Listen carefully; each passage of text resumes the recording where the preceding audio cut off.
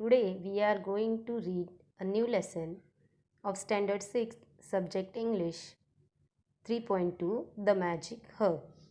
Children, do you like magic? Yes, I know every child loves magic, loves to see magic. The magic herb means जादूची औषधी वनस्पती किंवा त्याला आपण जडीबुटी असं पण म्हणतो. In this lesson, we will read how the magic herb works. This story is about the innkeeper and a merchant. Knock, knock, knock. Someone was knocking on the door of the inn. It was already getting dark outside. Who's there? The innkeeper called from within. I am a poor, tired merchant. I want to spend the night at the inn, said the man outside.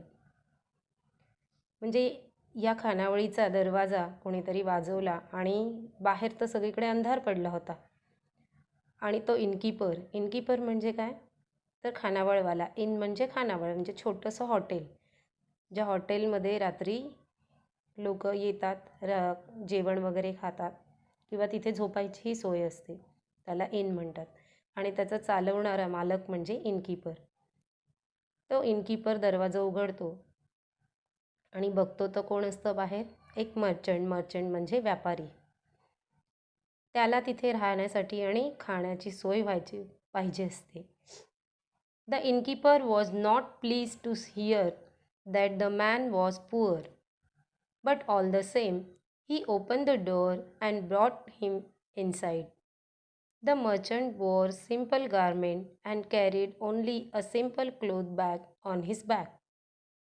खरं त्याला innkeeper was not pleased म्हणजे त्याला काही खूप आनंद होत नाही. का बरं? तर कारण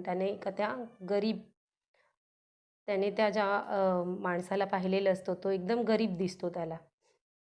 तरीसुद्धा तो त्याचा दरवाजा उघडतो आणि त्याला आत घेतो. त्या मर्चंट म्हणजे व्यापाऱ्याचे कपडे सगळे अतिशय साधे असतात आणि पाठीवर एक नुसती कापडी बॅग असते. I have spent a long tiring day at the market. I don't have the energy to walk back to my village. Please prepare a simple dinner for me, requested the merchant. म्हणजे तो व्यापारी त्या इनकीपरला request करतो, विनंती करतो की मी काल अख्खा दिवस मार्केटमध्ये पूर्ण दिवस फिरून थकलो आहे आणि मला आता पुन्हा माझ्या गावाला जाण्याची काही ताकद शिल्लक नाही. एनर्जी म्हणजे ताकद शिल्लक राहिलेली नाही आहे. तेव्हा माझ्यासाठी तुम्ही एक साधंसं संध्याकाळचं जेवण बनवाल का? सिम्पल डिनर जे रात्रीचं जेवण अगदी साधं असं बनवाल का? अशी तो त्यांना रिक्वेस्ट करतो म्हणजे विनंती करतो. The innkeeper just nodded and went back to the kitchen. तो मालक जो असतो इनकीपर तो काय करतो? फक्त मान हलवतो आणि पुन्हा किचनमध्ये जातो. What's the point in serving such beggarly customer? He calls himself a merchant. Look at his bag.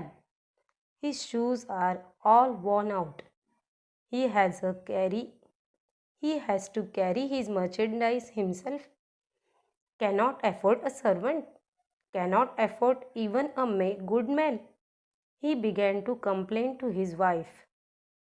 म्हणजे तो आता इनकीपर आहे, तो खानावळीचा मालक आहे, तो आपल्या बायकोकडे त्या व्यापाऱ्याची कंप्लेंट करतो. कारण त्याला इच्छा नसते तरी पण तो त्याला आत घेतो आणि तो त्याचं वर्णन करतो की हा कसला माणूस, व्यापारी थोडीच आहे, त्याचे कपडे कसे आहेत, तो स्वतःचं सामान स्वतःच त्याने पाठीवर घेऊन चालतो आहे, तो स्वतः त्याची ऐपतच नाही. एफोर्ट म्हणजे एखादा नोकरसुद्धा तो आपल्याकडे ठेवू शकत नाही किंवा चांगलं जेवणसुद्धा घेऊ शकत नाही.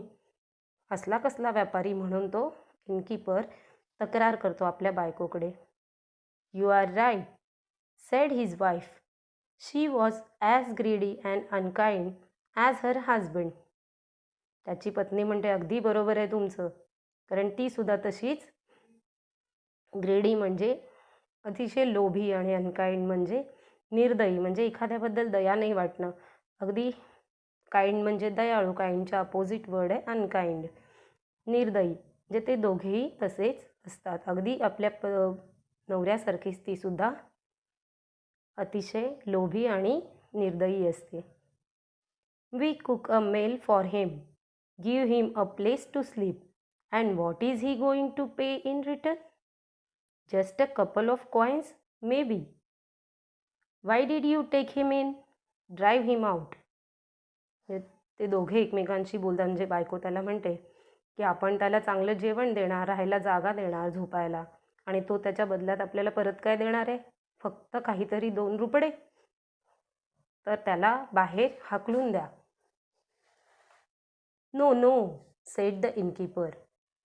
That is not good for our reputation. But I have an idea, a very clever idea. I have this magic herb.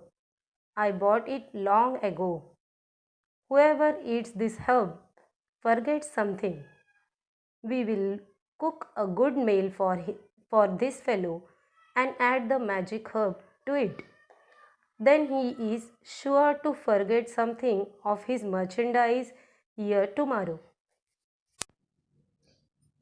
No no said the innkeeper. म्हणजे इनकीपर काय करतो? त्याला नकार देतो. म्हणतो नाही नाही, आपण जर असं केलं, त्याला बाहेर काढलं, तर आपला दर्जा कमी होईल. म्हणजेच आपली जी प्रसिद्धी आहे, आपलं जो नावलौकिक आहे आजूबाजूला, ते कमी होईल. रेप्युटेशन म्हणजेच नावलौकिक किंवा दर्जा. तो म्हणतो पण माझ्याकडे ना एक छान जादूची औषधी वनस्पती आहे, जी मी खूप वर्षांपूर्वी आणली आहे, आणि ती आपण काय करूया, त्याला जे जेवण बनवणार आहे त्या जेवणामध्ये टाकू. म्हणजे तो आपलं सगळं जो सामान आणलेला आहे, मर्चेंडाईज म्हणजे व्यापाऱ्यासाठी, मर्चेंडाईजचा इंग्लिश अर्थ आहे goods for sale, things that a merchant sells. म्हणजेच व्यापाऱ्यासाठी व्यापाऱ्याने आणलेला जो माल असतो त्याला म्हणतात मर्चेंडाईज. आणि तो आपण त्याला खायला दिल्यानंतर तो सगळं त्याचं विसरून निघून जाईल. How clever you are, exclaim the wife. Yes, what else can he forget? He has just his merchandise with him. May be he will forget all of it and leave it behind here. It will surely be ours tomorrow. म्हणजे ती म्हणते हो, त्याच्याकडे नाहीतरी आहे तरी काय, हाच सगळा माल व्यापारी माल जो आहे तो सगळा इथेच विसरेल, मागेच राहील आणि तो निघून जाईल. नक्कीच आपण असं करू. So that's what the greedy people did. They cooked a tasty meal for their customer and added the magic herb to it. The poor merchant did not suspect anything. He thanked the innkeeper for the good meal and went to bed. म्हणजे आता त्या दोघांनी त्याला ते जेवण वाढतात आणि त्या व्यापाऱ्याला मात्र हे काहीच कल्पना नसते. तो त्यांना थँक्स म्हणतो आणि जेवण दिल्याबद्दल थँक्स म्हणतो आणि त्याच्या झोपण्याकडे तो निघून जातो, बेडकडे निघून जातो. The next morning, as soon as the innkeeper and his wife woke up, they went to the merchant's room. But alas, the merchant was not there. The room was empty. दुसऱ्या दिवशी काय होतं, ते दोघीजण उठतात आणि इनकीपर आणि त्याची पत्नी दोघेही उठतात आणि ते व्यापाऱ्याच्या रूमकडे जातात. पण बघतात तर काय दिसतं त्यांना, व्यापारी तर तिथे नसतोच आणि ती रूमसुद्धा पूर्ण रिकामी असते. What's this? There is no one here. And where is the bag of merchandise? That too is gone. Let's check. The magic of the herb is quite strong. He must have forgotten something. He must have left something behind. जे ते दोघे एकमेकांशी बोलत राहतात की असं कसं होऊ शकतं, नाही असेल, तो काहीतरी इथे विसरलाच असणार, कारण हे जे जादूची औषधी वनस्पती आहे तिची जादू अतिशय स्ट्रॉंग आहे, अगदी तो काही ना काहीतरी इथे विसरलाच असेल. The innkeeper searched in every nook and corner of the room, but he couldn't find anything. How come I forgot nothing? I can't believe it, said he. Suddenly the wife slapped herself on the forehead. We were so foolish. He has certainly forgotten something. He has forgotten to pay us. The innkeeper never used the magic herb again. A Japanese folktale. अचानक पत्नीने कपाळावर हात मारला आणि ती म्हणाली, आपण खूपच मूर्ख आहोत.